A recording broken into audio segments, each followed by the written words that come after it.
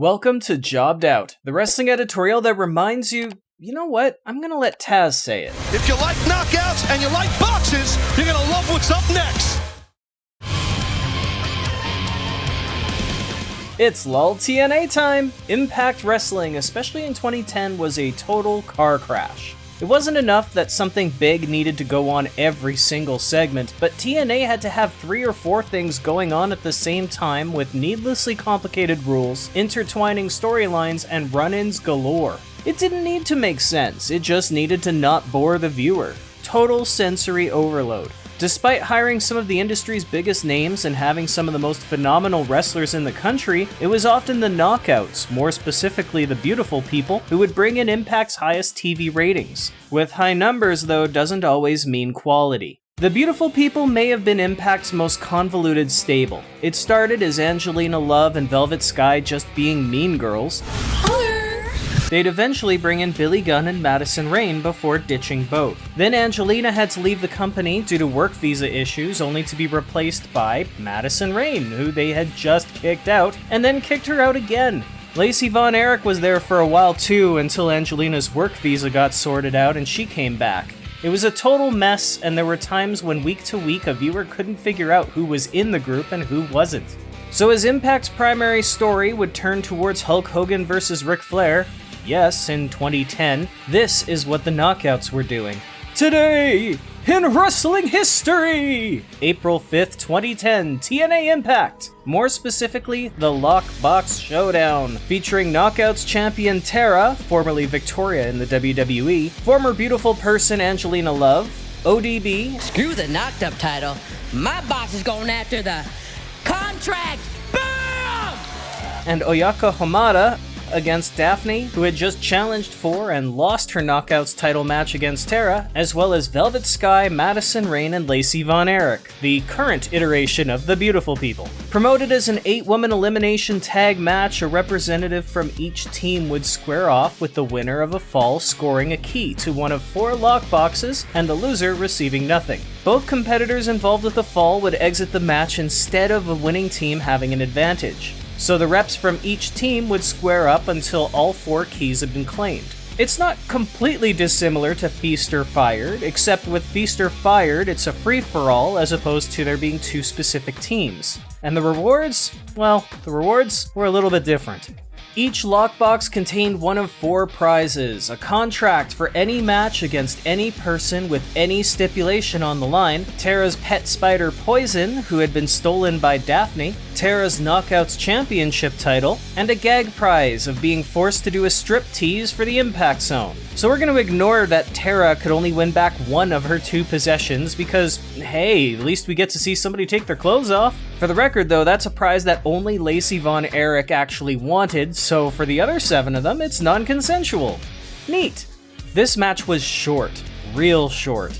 In fact, the Knockouts champion Tara eliminated herself and Madison Rayne only 1 minute in to claim the first key. Daphne would secure the second fall by removing Hamada during a commercial break, on a taped show by the way, because it's not like Impact's slogan was ever, "Wrestling matters here." Oh shit.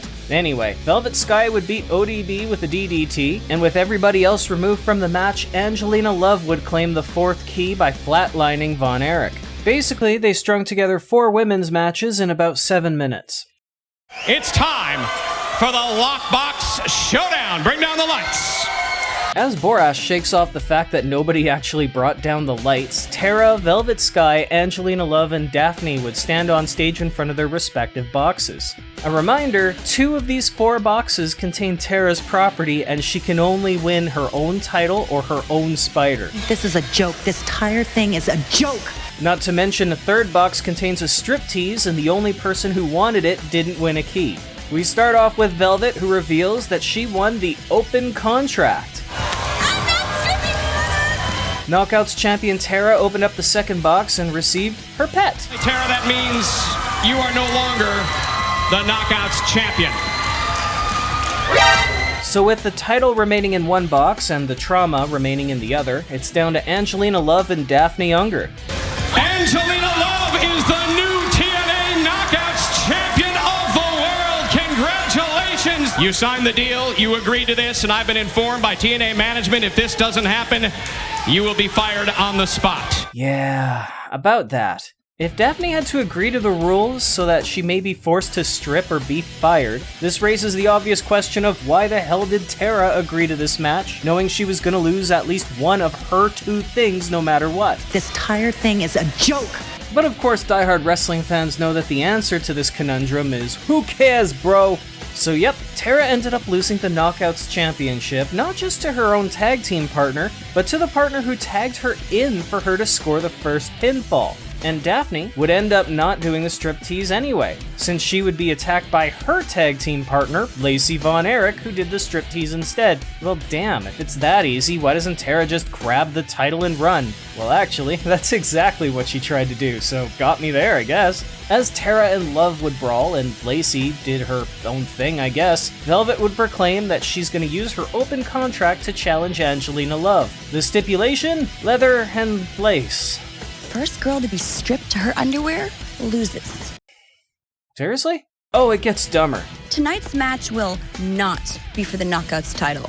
You see, this is what I hate about pro wrestling sometimes. She could have picked anything. She could have booked a world championship match against AJ Styles where he has to hop on one foot and if both feet touch the ground, he loses the title. She could have challenged Dixie Carter to a match where if she won, she gets a $10 million a year raise. Instead, she chooses to wrestle her old tag partner and picked out their outfits. I probably would have chosen, maybe a wrestling match. Oh, and by the way, not only did Angelina Love show up wrestling in her own normal clothes, but instead of the loser being the one who stripped down to their underwear, it became an I Quit match. And the I Quit match was thrown out with no winner. Who booked this garbage? Oh, right, bro. So that was the TNA Lockbox Challenge, and they never did a second one. TNA tried to cram together too many people in too many storylines into one match with convoluted rules that ultimately didn't matter for prizes that also didn't matter. They had teammates coexist during the match only to attack each other afterwards. They put no thought into continuity or character motivations. We will own that hideous spider and finally squash it like we should have done months ago.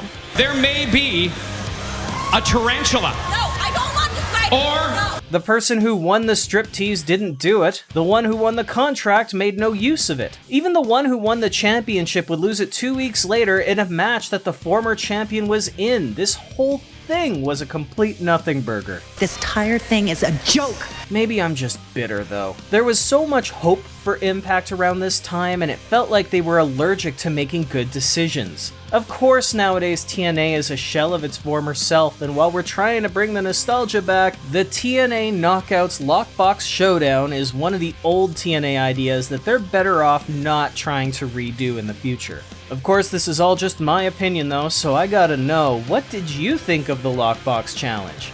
Was it a good idea in principle that just needs fine-tuning, or was it completely unsalvageable? Let me know what you think in the comments, and be sure to subscribe to this channel for more, because I want you to be a part of these conversations too. For now though, I better get my shoulders off the mat, so I want to thank you for tuning in to Jobbed Out.